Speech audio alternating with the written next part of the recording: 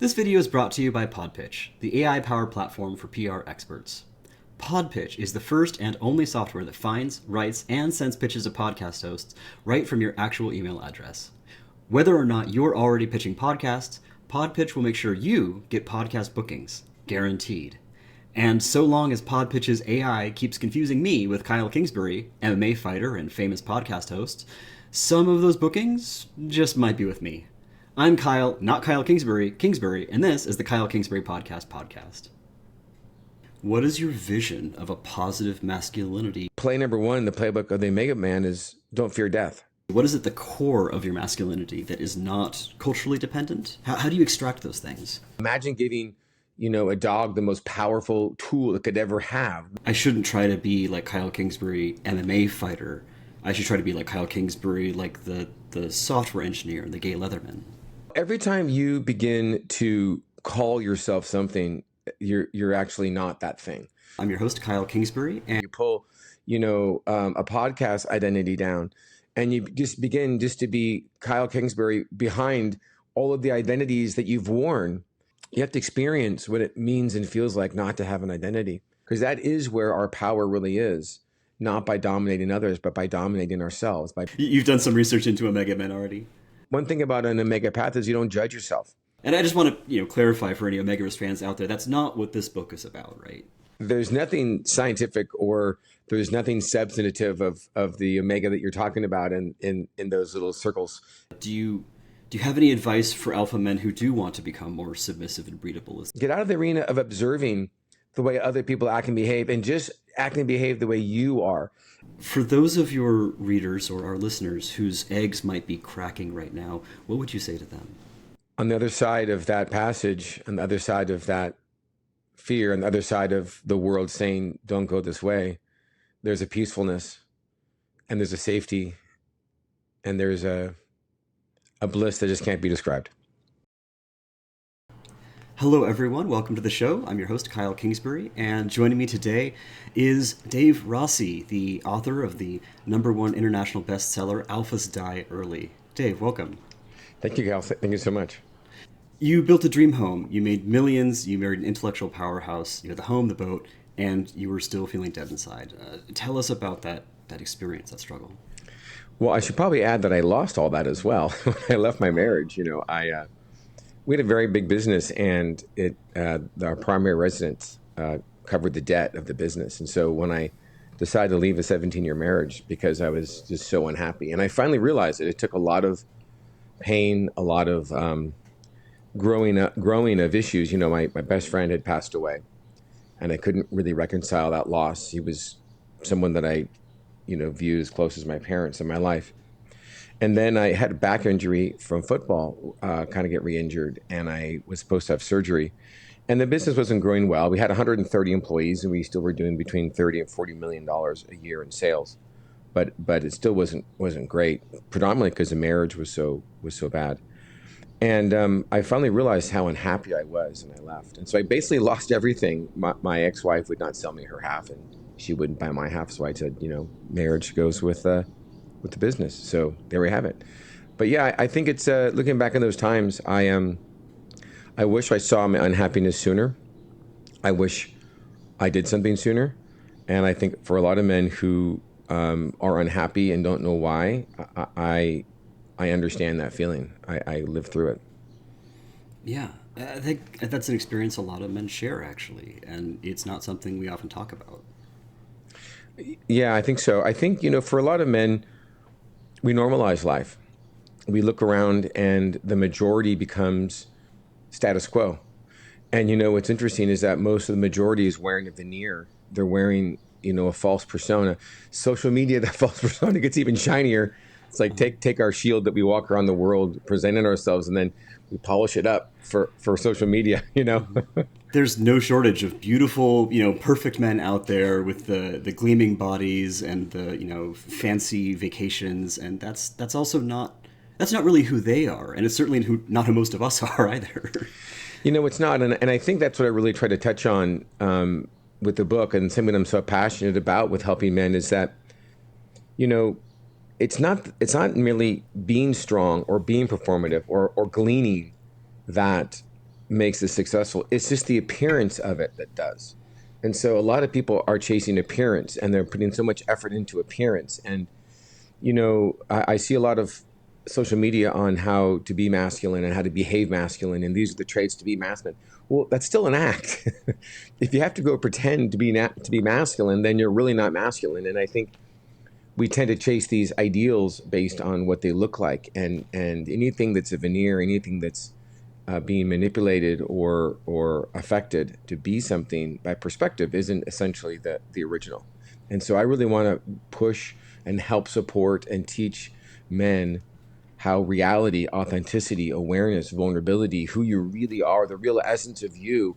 And I always say, it's not the feathers of the peacock, it's the bird, and you don't want people to date or choose for a job the feathers. You want them to choose the bird. And that's what I really want to help people learn and understand. I'd like to ask you a question that I think many of us ask each other without, well, are straight men okay? Look, men are not broken. Straight men, gay men, women, we are not broken. There's nothing wrong with any of us. We've been programmed, and I say programmed, and I don't want to make that too colloquial, but our brain has 2 million years of animalistic animal kingdom behaviors that is wired to learn how to survive. And so as we grow up as children, we see our environment, and then we, as Darwin said, the survival of the fittest in the environment that we're in.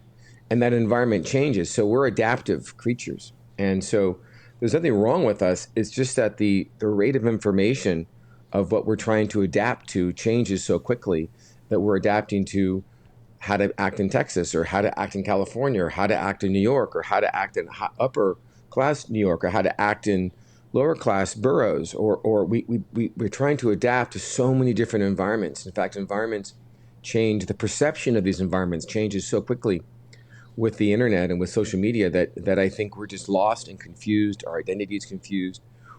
How we're trying to adapt is confused. And honestly, it's time for us to hack our animal kingdom roots. I mean, we're Homo sapiens. I mean, there's nothing wrong with us. In fact, all these things that happen means we're working, but it's just working on its own on autopilot, and it needs to work with more intention and more direction.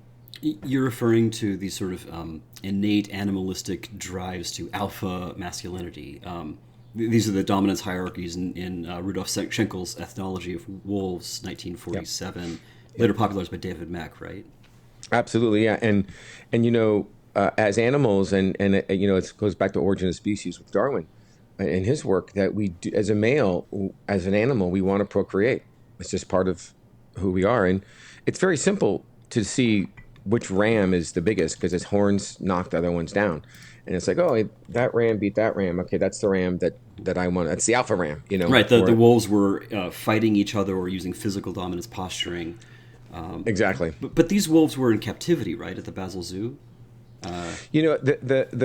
The study for alpha was created from wolves and those studies, but it's been adopted and used now in modern social archetype studies for humans.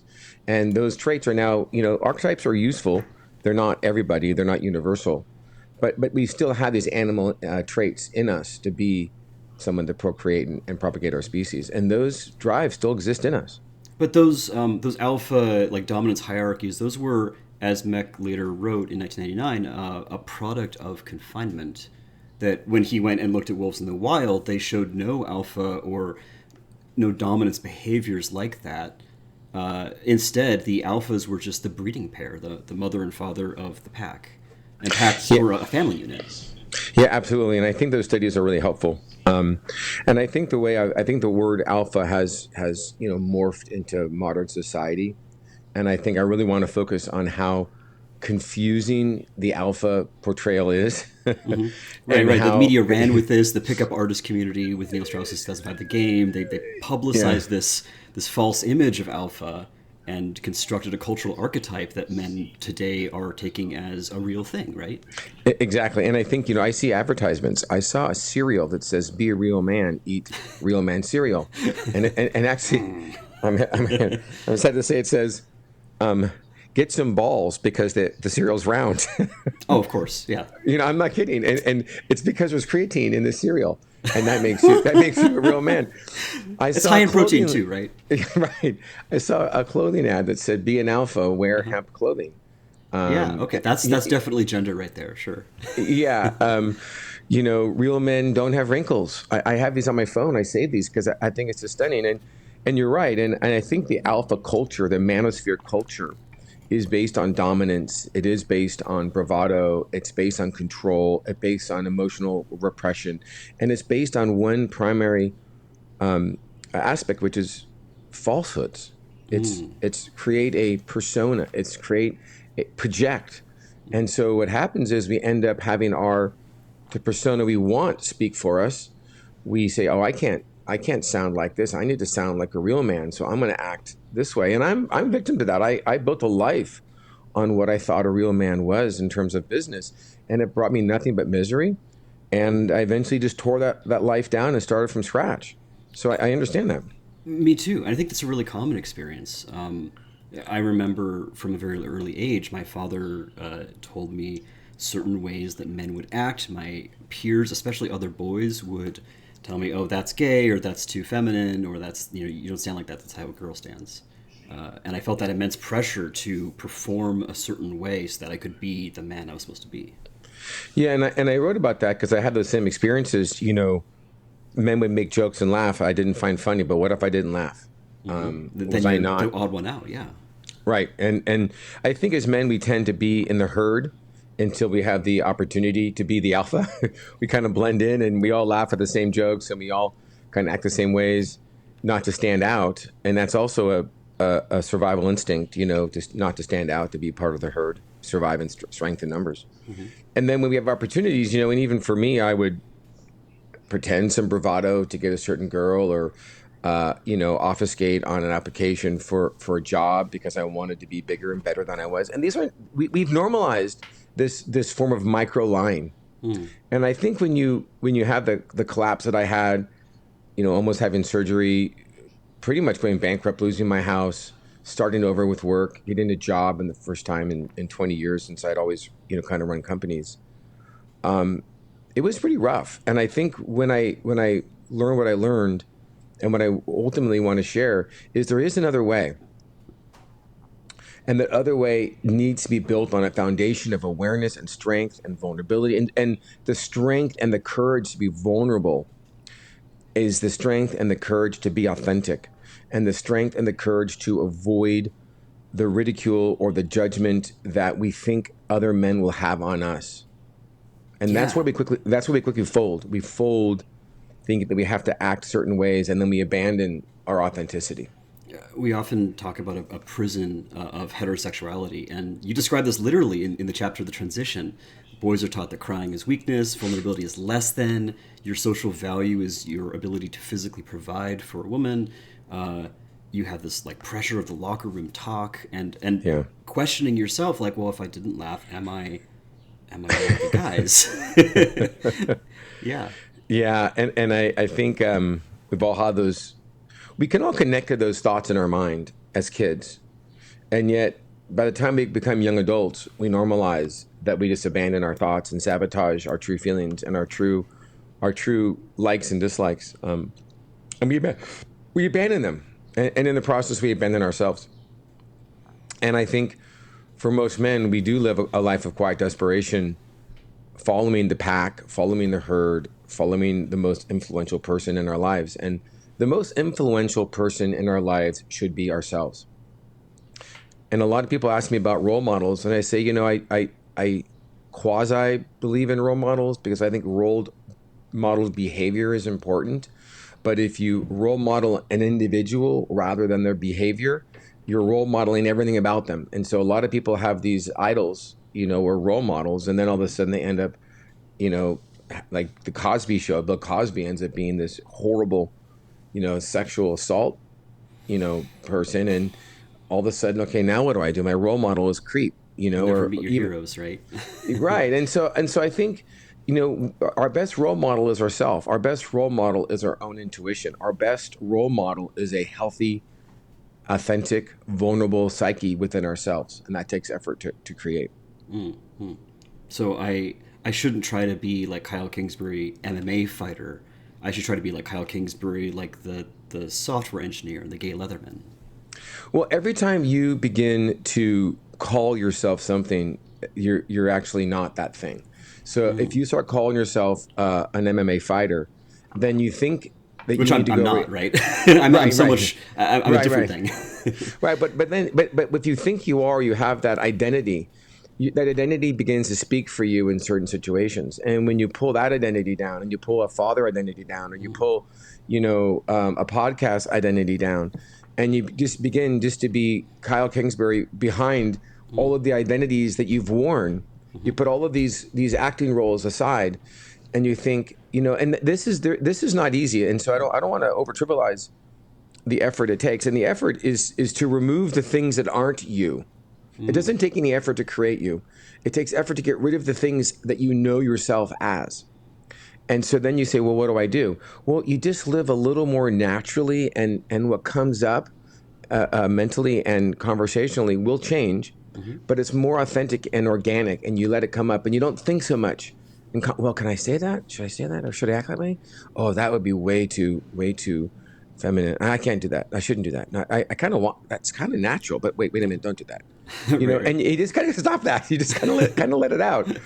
And it's the outcome of what people think that stops so much of our natural behavior. We're afraid of the outcome.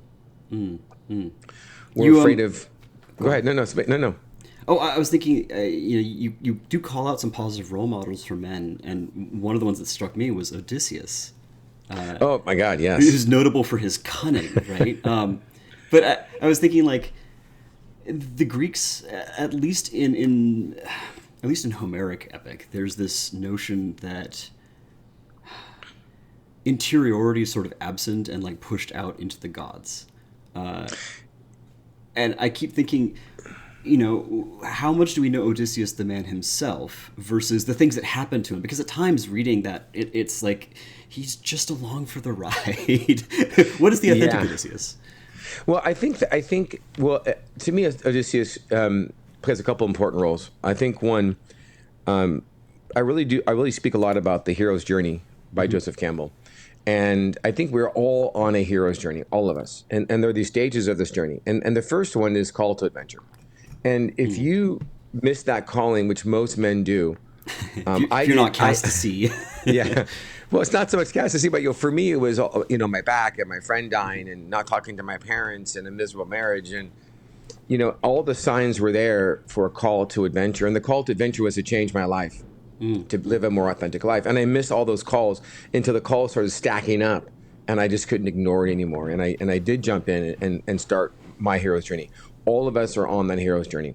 All of us have those clues and those markers and those whys in the road to change and to become ourselves at a deeper level. We just ignore it a lot, as I did. It's so easy to just go for years thinking that you are the role, you are this kind of man, and it can fracture you inside, right? And Kyle, you said the right word. It's easy. It's easier. It's easier to stay trapped and to say, hey, this train's going this way. Why do I want to hop off and start a new train? It's a lot of work to do that. It is a huge deal. I think about friends who have re-examined their gender identity later in life, and what an enormous struggle and also power it is for them to claim that identity. But it takes a lot of work. Yeah, and I think what makes Odysseus so special is that I think the trials that he went through after the Trojan War, trying to get home to his wife, I think you could associate those with modern day problems, whether it's vanity, whether it's self-control or self-mastery. There's one of the trials he had is he said, it was true. I know I can't beat this. We've all had moments where we can't behave the way we want to behave. Our self-mastery and our willpower goes to the floor. And Odysseus said, tie me to the mast of our ship and do not untie me until we get past this thing, because I can't control myself, and don't listen to me when I yell at you. I'm going to tell you all kinds of things. Right, exactly. And so I think we all have that experience in life to beat those problems and those challenges, and ultimately, the ones that call to action do.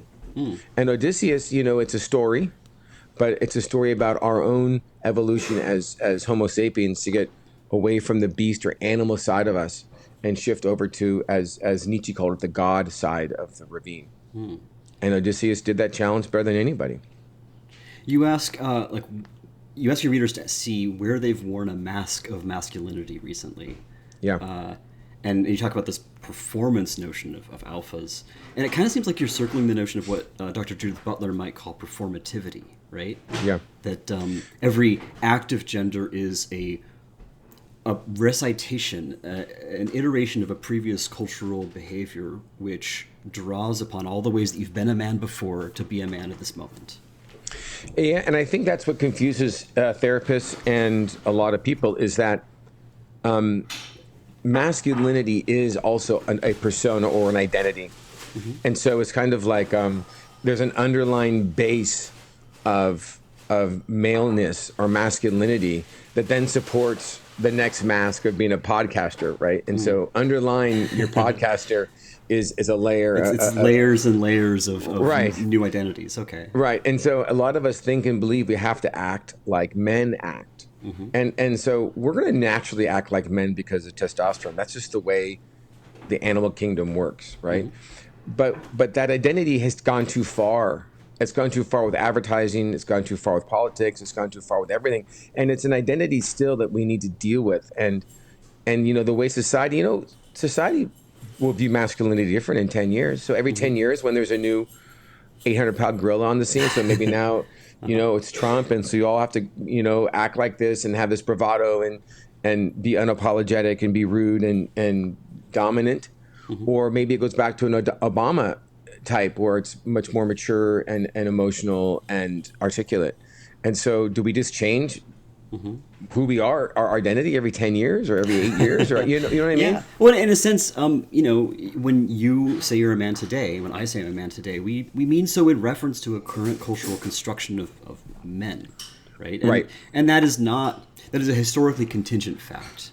If some of my friends lived in a Central American culture 4,000 years ago, there might have been a four-gender system in which you had varying gender presentations for what we think of as the two main sexes. And to your point, like you're looking for authenticity. What is at the core of your masculinity that is not culturally dependent? How do you extract those things? Well, I think there are very ingrained aspects to us that are hidden.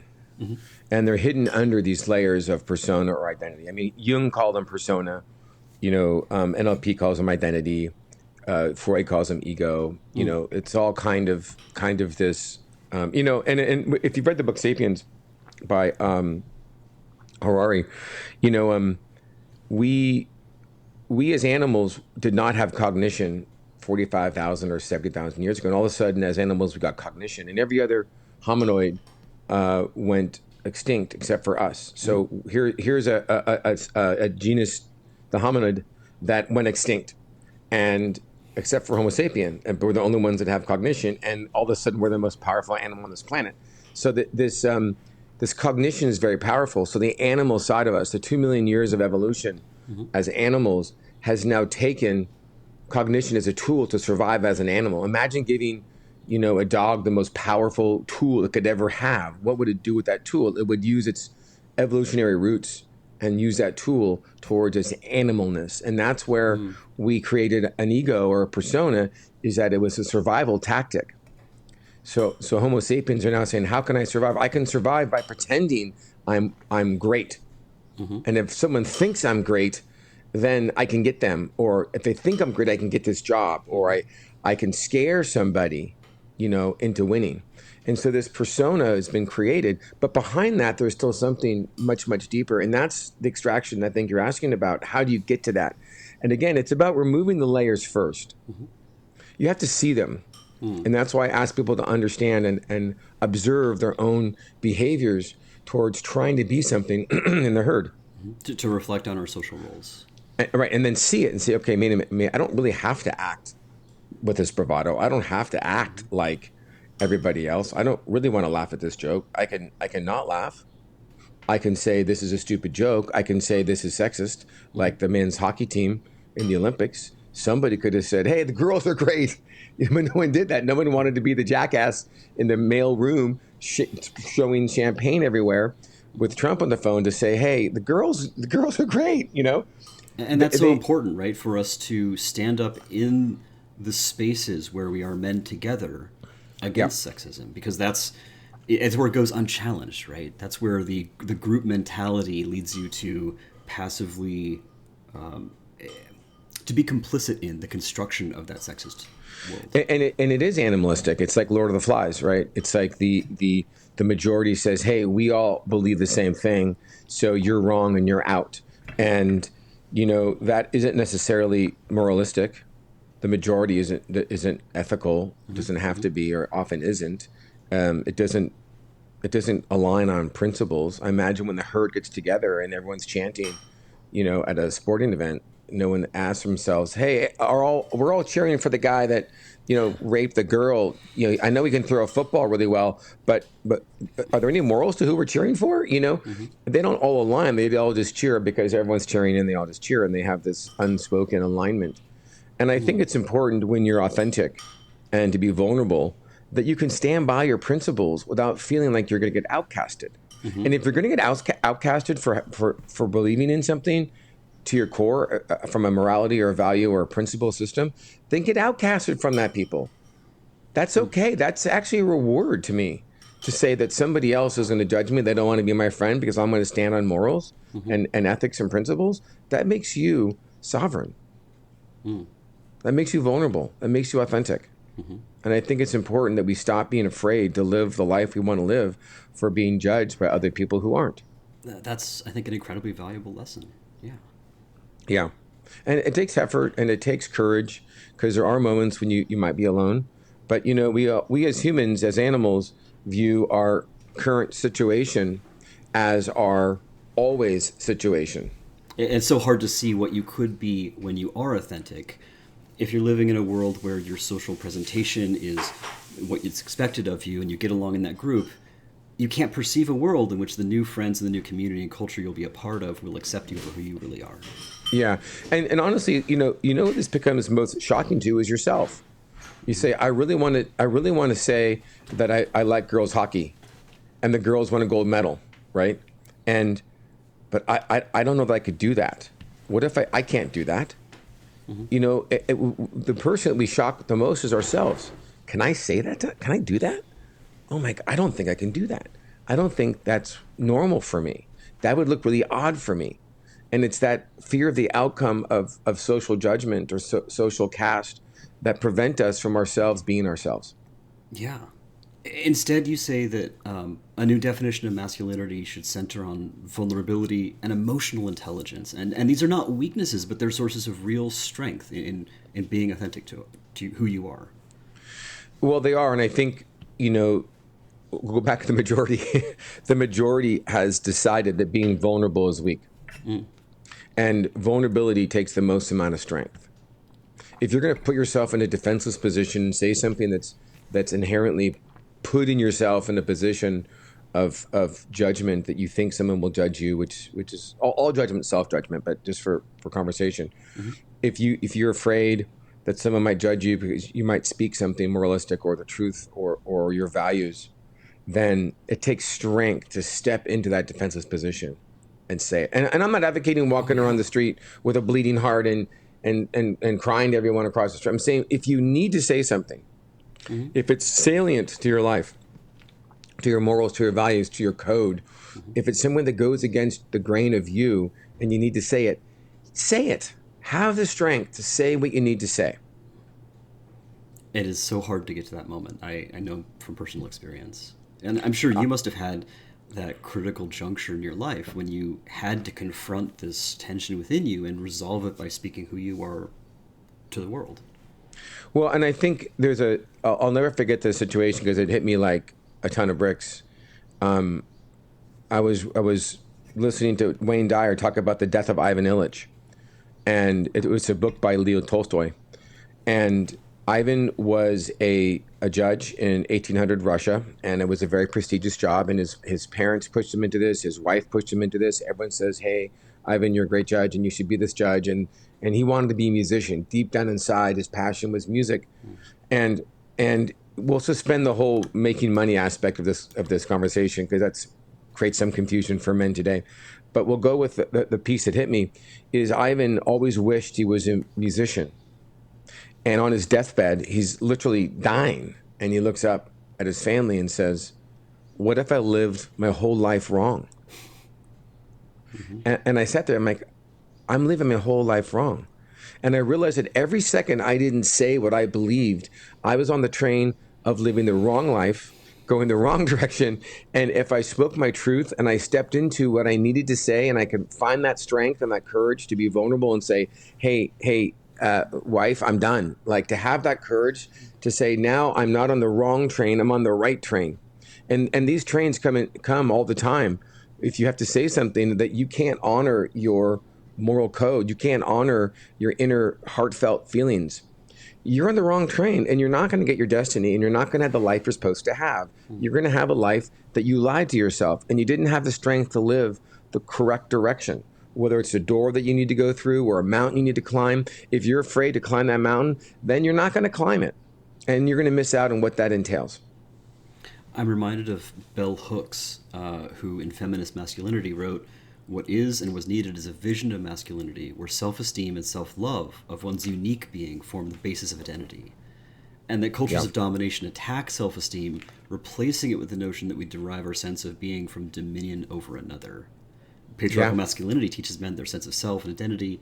Their reason for being resides in the capacity to dominate. And so we have to critique and challenge that male domination of the planet, of less powerful men, of women and children. That is a very, very beautifully written and read, Kyle. And what I try to do is give people an understanding of why this happens. I think, and I talk about Einstein saying, hey, if I had an hour to solve a problem, I'd spend 55 minutes on the problem and 5 minutes on the solution, right? And so I really go into why this happens so we can understand the mechanisms of where to break the cycle to then solve it. And so everything that you just read, it was just such a powerful thing to hear, because it's true, because that is where our power really is, not by dominating others, but by dominating ourselves, by being a sovereign and having self-mastery. But how you do that is tricky. And that's the piece. She actually continues, like, they must also have a clear vision of what feminist masculinity looks like. How can you become what you can't imagine? Right. And, or that's visible. Yeah, and you can't be what you can't see, is the famous phrase. So what I want to ask you is, like, what does your vision of a positive masculinity look like? What is the Omega male? Well, I think certainly we can talk about the behaviors of an Omega male or the Omega path. And I think behaviors, I call them spiritual behaviors. To me, when an athlete is running or exercising, their body gives feedback. Their legs have lactic acid and their face is flushed and their heart is racing and their mind's checking in with all these sensors, and it says, hey, you should stop. Behind the scenes, the brain is saying, we need to protect ourselves. We don't want to die. You should stop. And then something chimes in and says, no, keep going. You need to keep going. Keep going. It's good. So then all of a sudden, I call that a spiritual behavior to behave and act beyond the body, beyond the feedback of the body. Okay. Now, when you have fear, you have the same feedback and your brain says, hey, you shouldn't do this. Again, the underlying algorithm is our job is to save you, not have you step into a situation where you're going to stand by your morals. That's fearful. You could get hurt if you do this. And the brain begins talking you off of that choice because it thinks it's going to be hurt. And what it thinks is going to be hurt is also based on programming. So everyone's set point on when that fear arises is different than somebody else's. And so it's an illusion. That fear is an illusion based on our own programming.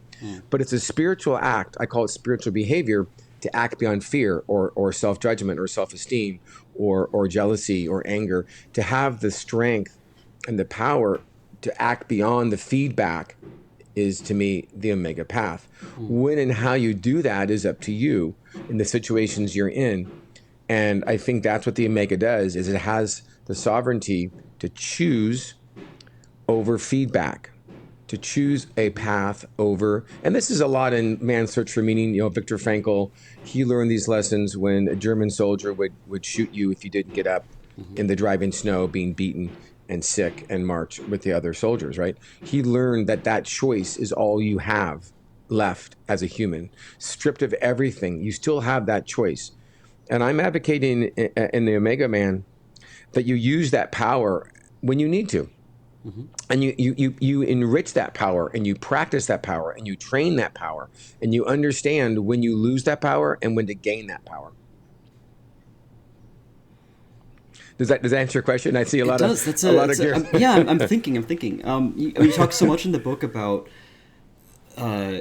transcending biological drive and the voice that says, like, I can't, both socially from sort of conditioned expectations of masculinity, but also physically. Like, you can train yourself to run, you can train yourself to play a sport and push through that, screaming that says, I can't do this. I have one more rep in me. Yeah, well, let me tell you how that looks. So the other, often I work out in the morning, not all the time. I have a pretty volatile schedule or fluid schedule. And so sometimes I'll say, get up and run. It's 5 a.m. And the second I have that thought, I say, I have to do it because I'll train my brain that I can listen to it if I don't. The reason isn't for exercise. Granted, I know it's good for me. It's like, how many times have you said, eat that donut, right? And you're like, I really don't eat the donut, and I just eat it, right? And your mind says you really shouldn't eat that. It's fried, it's sugar, But for me, what that looks like is when I tell myself I should do something, I do it mostly because I want to train my brain to say, I have the power over my brain. Now I'm beginning to doubt whether I should go. It's cold. It's 5 a.m. I'm in decent shape. Do I really need to go at 5 a.m.? Yeah, but you're not going to go for 4 or 5 days because you're going to be traveling. Yeah, but. And usually I land on, you better effing do this because your brain is going to learn that sabotage has more power than choice. And that's why I do it. Really an emphasis on self-discipline. And I like to stray away from discipline and say choice. It is discipline, but discipline, almost looks like, there's a difference between trained discipline and power of choice. Because trained discipline is more like habits, and those habits override. And those habits are very, very helpful. And I think habits are, and I love the book Atomic Habits, and it's a very powerful thing. But you also have to have the power of choice when it's against something. Out of nowhere, you should have the power to make the right choice for you. And if you sabotage your goals because you don't have the power to make those choices, then I'm at, and it's okay. One thing about an Omega Path is you don't judge yourself. You don't chastise yourself. So if I do screw up, I say, hey, I didn't have the power today. I need to find some more power the next time. Yeah, maybe tomorrow. But you got to, right? You got to practice that too. You don't just, it's not a spiritual bypass. You just can't give yourself a pass every day. Say, I am going to do something from today until tomorrow to build enough courage or strength to not sabotage myself. And let me have some affirmations during the day, which is, I have the power to do this and I can accomplish this, and don't sabotage your goals. And Dave, get real with yourself and don't fall prey to rationalizations. And that is just a practice. By the next time I have that decision, I step into my power position and I listen and I decide and make the choice against habit at some times. So I think it's important to have power of choice in that respect. Okay. And it comes with practice. Yeah, it takes a lot of work, doesn't it? And there's lots of layers to building the strength. One of them is being internally happy. Because a lot of us find pleasure in food. We find pleasure in endlessly scrolling. We find pleasure in watching TV. We find pleasure in working out excessively. We find pleasure in a lot of things. And if you become internally happy and more internally driven, and then happiness and these chemicals like serotonin or dopamine have less of a charge on our choices. So as we build a practice and we begin to remove these unwanted thoughts, we begin to remove stress and fear and low self-esteem and doubt and worry, and begin to remove these things systematically through practice while becoming more sovereign, our happiness triggers change. And so the drive to make poor choices for pleasure also get dampened. And so it's easier to begin to put the right choices in place. As one is capable of authentic self-expression and also can can find peace in one's own identity and internal fulfillment. You're less dependent on validation externally or reaching the status symbols, the girl, the job, the money, the boat. Then it's easier to make choices which are more aligned with your own values. And for me, when I lost everything, I had to abandon the shiny, veneer of my former life with houses and boats and all this stuff and private schools for kids. I had to say, hey, this does not make me. This does not define me. And say, I'm the same value as I was a month ago before I lost my house than I am now. I have the same value. I need to walk into situations with my head just as high without this 8,000 square foot house and 6 acres, right? I need to walk through and realize I lost that and accept that and be the same man with or without that. And that takes practice to tell myself I'm not being devalued. And I came up with a phrase. I say, life is enough. I'm alive. Life is enough. Life is enough. I have life. That is all the value I need. I had life then and I have life now. Life is enough.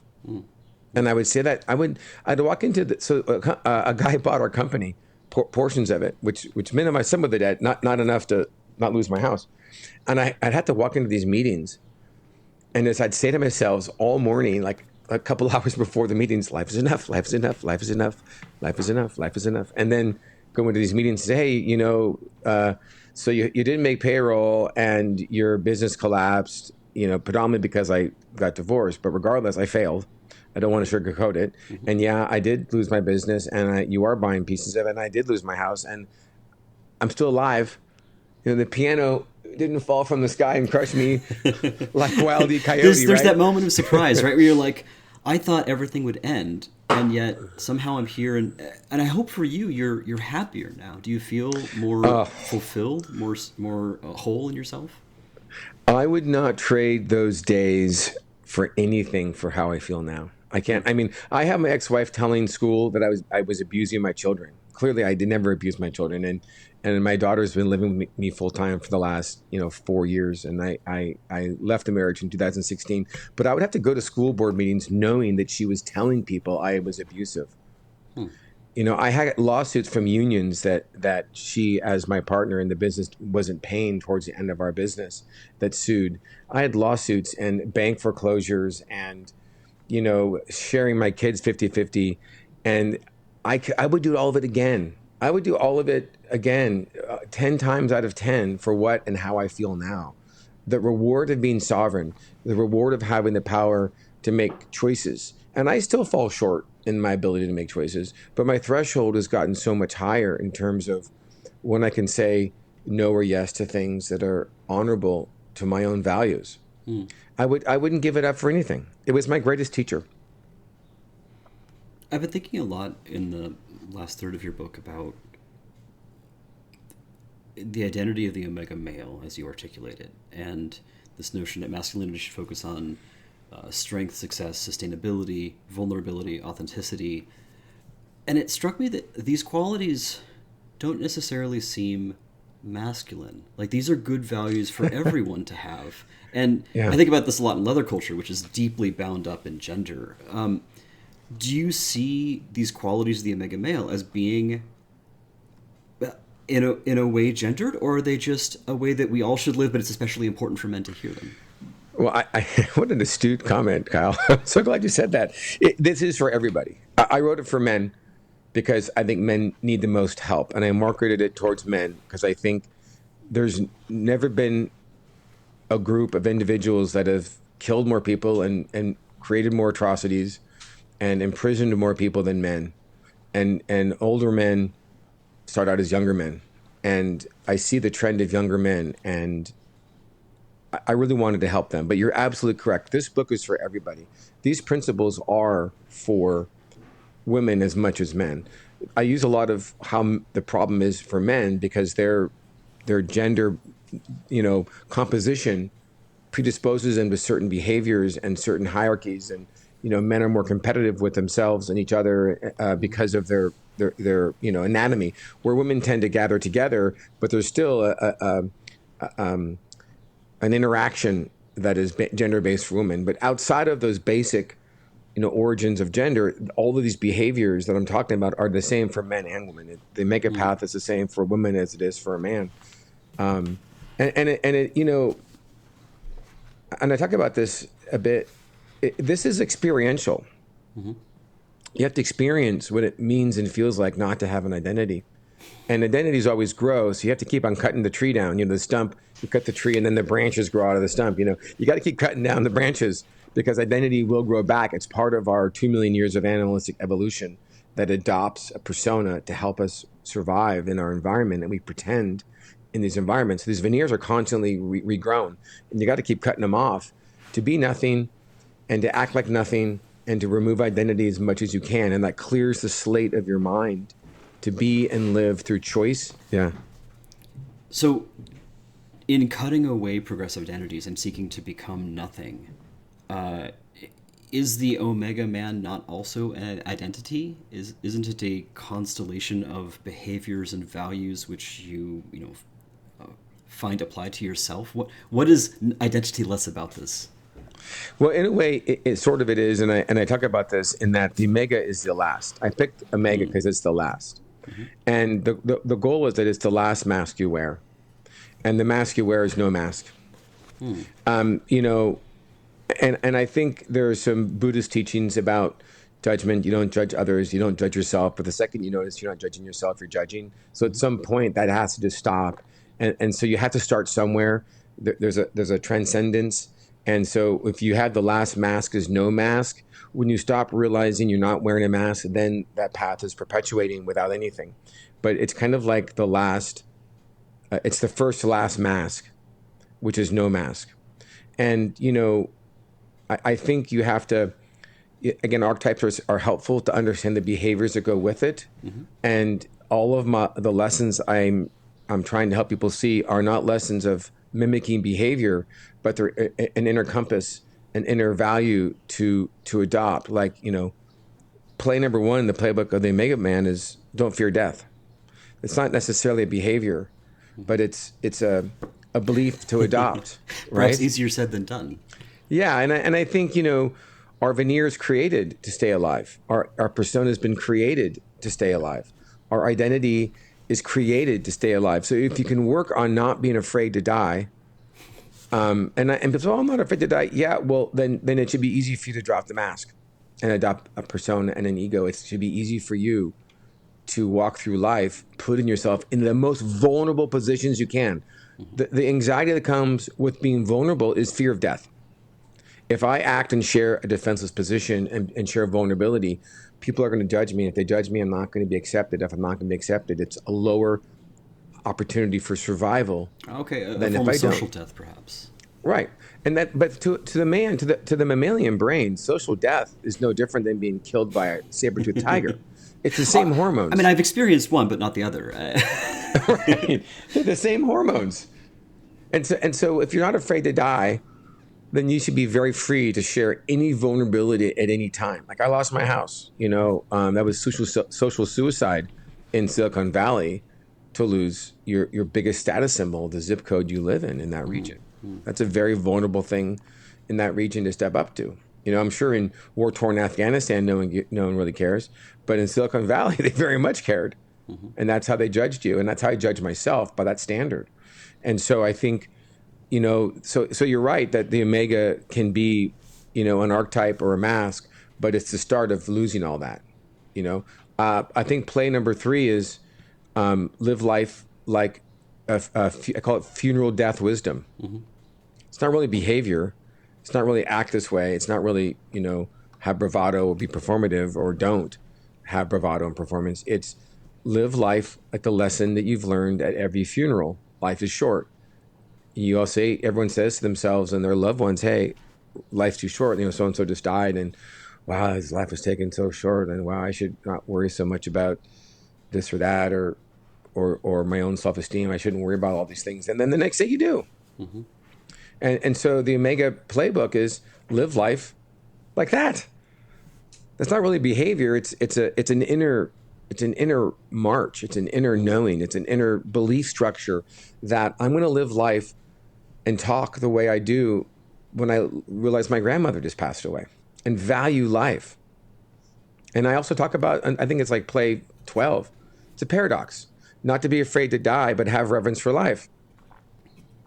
You start off this part of the book, part 4, with titling it "The Secret Playbook of the Omega," and Yeah. I just wanted to double check and make sure that the Omega Society isn't going to come after you for publishing their secrets. I don't think so. I've done a little bit of research on that, and I don't think they're really going to. But I appreciate that warning. Yeah. You've done some research into Omega Men already. Yeah, and also, there were some early, manosphere discussions about an Omega, and there's no recognized archetype as an Omega, although the manosphere has some talk about them being, loners or this or that, and some people have commented on social media, hey, the Omega Man is this and that, and I said, look, there's no recognized. It's a diverse canon, right? And I'm like, look, I'm calling it Omega because it's the last, and from Alpha to Omega, so there's some religious context in the Bible of Alpha to Omega, and there's some understanding that Alpha to Omega is the whole embodiment, and for me, it's the hero's journey, the whole embodiment. It's the call to action and the return. And Joseph Campbell's hero's journey. So it's Alpha to Omega. There's a lot of plays for me, and I just use the Omega for all those reasons. But again, it's not behaviors. They're beliefs to get behind. To believe that I don't need to compete isn't a behavior; it's a belief. Yeah, I was doing a little bit of background research on the Omegaverse, and the alphas are the highest rank in the dominance hierarchy, and they fight other alphas. Like growling and snarling and posturing and spreading pheromones and biting each other. Yeah. And then you get the subordinate betas who have like kind of normal, male setup. And then there's the omegas who are separate from the dominance hierarchy that forms between the alphas. And they're typically sexually submissive. They periodically go into heat. And they're impregnated by the alphas with their self-lubricating vaginas. Which is, like, this is a whole, archive of our own fanfic world that people have created for the Omegaverse, right? Yeah. And I just want to clarify for any Omegaverse fans out there, that's not what this book is about, right? Exactly not. And there's nothing scientific or there's nothing substantive of the Omega that you're talking about in those little circles. And so I felt okay to step out. I felt that I could branch away from that, and whatever people have that definition, they're probably not the audience that I'm going to capture. And I named the book Alphas Die Early to really get Alpha's attention. That, the alpha, the one who's pretending to be the loudest in the room usually isn't often the strongest in the room. And the people I wanted to capture, the people who have the highest propensity to wear masks, are the people that I hope to stop wearing masks and live more authentically. I have to ask, do you have any advice for alpha men who do want to become more submissive and breedable? Is that a thing that they can pursue? Well, I mean, I'm not advocating that anyone pretend to be anything or try to be anything. I think, when I was pretending to be an alpha, I would say to myself, maybe I need to be more emotional because, if I act more emotional, I might win more. If I act more vulnerable, notice the word act, I might be more successful. I might get more.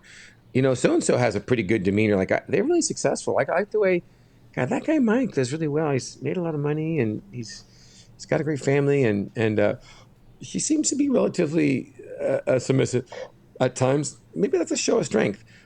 I want to get off all that. Stop all that. Just don't even think like that. Get out of the arena. Get out of the arena of observing the way other people act and behave, and just act and behave the way you are.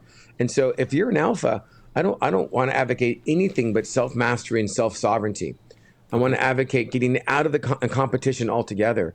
To don't look at the world as a competitive. Look at it as so abundant that you don't need to compare or compete or define or adopt anything besides what's internally and organic in the deepest parts of your soul and your heart. That's what I want people to think about. The world is so rich that omegas can give without gain. That's a very spiritual thing to say, and I gave a lot when I was younger. I was a giver, but the intention behind my giving was to be accepted. It was programmed behavior from my mom, from her environment, from her upbringing, And they say in psychology it takes 3 generations to clear out traumas. Well, it takes the one that says I'm going to change to stop it. So it could be in 1 generation if you want to fix it. And so I gave a lot as a child and as a young adult, and I did. And people revered me for it. But I knew deep down inside that when I changed to give for the sake of giving, I knew the intention had changed. I knew that before I did it for some little bit of gratitude or some little bit of acceptance and some little piece of, hey, if I do act out of turn, I've done enough good things for you that you should forgive me for these times when I misbehave. All that intention was a veneer. Now I give just to give, and people say, "Are you okay doing this?" Yeah, that's fine. I'm doing it for me, and I know inside the intention is different. I know I don't derive anything from it. I know I don't derive any safety from it, or I know I'm not trying to do it to gain anything. You're separating yourself from the reward exchange mentality and trying to be selfless. The initiation to give is not based on a reward ever anymore. And I think only you know when your intentions are to gain something and when they're not. And that is, and I say this, people are confused when I say desire is fear. And they go, well, desire is the origin of all manifesting. So, okay, well, I agree with you, but desire is also fear. Well, how's it fear? How do you have desire that's authentic and desire that's fear? Once you expect something, you have the possibility of loss. Exactly. When you begin to think that what you desire will change your identity, or what you desire is it needed to be whole. The second desire crosses a line of emotion and an intention that it's needed, which it isn't. The second it's needed is when it's fear. I need this, right? I need this to be whole. I need this to have this. I need this for this reason. I need this to look right. I need this jacket or this car or this job or this. I need this. As desire becomes wrong when the intention is that the emotion crosses that line and it's needed to be sovereign. And you don't need anything to be sovereign. It's a fallacy to think that you need anything to be sovereign. Are we not dependent on each other? I mean, everybody needs support, right? And surely vulnerability enmeshes us in that social network, a family, a community, a faith. Well, that's a belief. I don't think you need anything. Now, as a human, as a biological aspect, our cells do better with connection. We live longer with connection. We live longer having deep emotional ties with other people. But as a spiritual being, you don't really need anything. Sovereignty is sovereignty regardless of anybody. And when you let go of needing other people is when you'll have the most people in your life. When you let go of saying, I need other people, and this is when I started dating again, is I'm not going to date for attachment. I'm not going to date for need. I'm going to date because it enhanced my life, and it's a choice, and it's my destiny, and it's the person I'm meant to be with, not because I need somebody in my life. And the second you are having relationships based on need is the second it's not authentic, because you're dating for that need, or your friendship is for that need, not because it's just organic and right. Okay. And this is a very, very complicated nuance that takes spiritual practice to understand that nuance. But as humans, we don't need anybody. Biologically, we do. We procreate with the opposite sex. That's just the way the matrix is built. That's just the way biology works. And we do ourselves will work better with positive emotional connection, because our brain's releasing endorphins and other things, that make us live longer. But it's not need. It's preferable. Okay. I'd like to conclude by reading a little excerpt from the end of your book, if I might. Oh, of course. Yeah. Please do. Yeah. You might feel confused right now. If you're like many who reach this point on the path, a few questions will have started to bubble up. How do I live this way? Why does everything feel so contradictory? Why does this path seem to go against everything society praises as success, especially for a man? For those of your readers or our listeners whose eggs might be cracking right now, what would you say to them? On the other side of that passage, on the other side of that fear, on the other side of the world saying, don't go this way, there's a peacefulness, and there's a safety, and there's a bliss that just can't be described. And that's the definition of faith. To believe in something that you've never felt before. Thank you very much, everyone. This has been Dave Rossi, author of Alphas Die Early. Thank you, Dave. Thank you so much. Kyle, boy, you're great, man. You really got it. You paid attention and you get all the nuances. I'm Really glad to great hear it, interview. Yeah. Yeah. If I might ask one final closing question. Yeah. You know who I am, right? Yeah. Yeah. You seem to be a little bit confused. You might have thought that I was an MMA fighter. That's what I thought initially. Yeah. Yeah. Okay, but I'm actually not that Kyle Kingsbury. I know that. Right? Yeah. Of course. Okay. Yeah. Did that become apparent in the middle of the interview or at the start? At the start. Yeah. Well, the second you said you didn't live in Austin is when I knew that you weren't the other Kyle. Yeah. But it doesn't matter. Life comes to you, and this came to us, and I'm so happy for this experience. I'm so happy to have shared this. I'm so happy for your research in the book. I'm so happy you like the book, and it sounds like you like the book, and I'm so happy that you want to promote it. I enjoyed it. It's so rare to see. I think, as a gay man, it's uncommon that you see straight cis men examine gender deeply, and it doesn't matter if you who you prefer sexually or what your gender identity is. Having thought about that and considered who you want to be in the world and in relation to others really matters. It's something we should all do.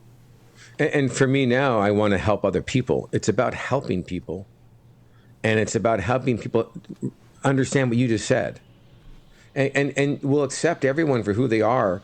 We'll stop killing each other. We'll stop beating each other up. We'll stop, mistreating each other when we begin to understand what you just said. And I hope men do that.